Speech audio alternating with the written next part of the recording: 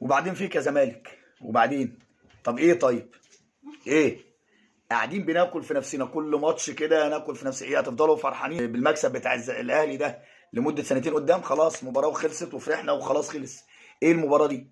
الزمالك قدام دريمز الغاني، احنا بنلاعب فريق الاحلام. انا حسيت كده احنا بنلاعب فريق الاحلام. وبعدين ايه كميه الفرص الضايعه دي؟ الشوط الثاني الكره مش عايز تدخل، هو ايه في ايه؟ طب نادي الزمالك عليه نادر طيب مبني بفلوس حرام؟ ما في يا جماعه. يعني احنا امتى هنفضل محروقين دمنا؟ خلاص كسبنا الاهلي وايه وفرحنا وهيصنا ورقصنا وعلى الطبله كله يرقص وخلاص خلص.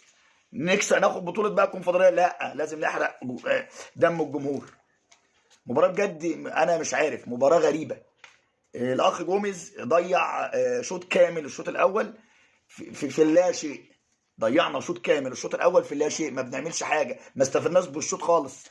مصطفى شلبي مش قادر يجري يطلع من اول ربع ساعه، لا نخليه يكمل الشوط الاول. شيكابالا خلاص، شيكابالا بقى كفايه عليك يا شيكابالا، كفايه عليك كده. انت حبيبنا بس كفايه عليك كده. يعني سيب فرصه بقى لاخواتك الصغيرين، ولادك الصغيرين يلعبوا.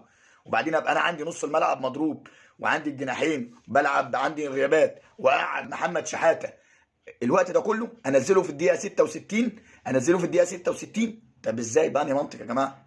محمد شحاته ده كان ينزل من الشوط الثاني، بدايه الشوط الثاني كان ينزل. الاعب سيد نيمار وخلي ابراهيم نضاي قدام.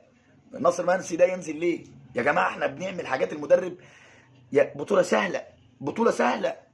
يعني هتكسبوا امتى البطوله زي دي؟ انت بتلاعب فريق دريمز محترم وفرقه قويه وفرقه كويسه وفرقه منظمه، بس انت الزمالك برضه.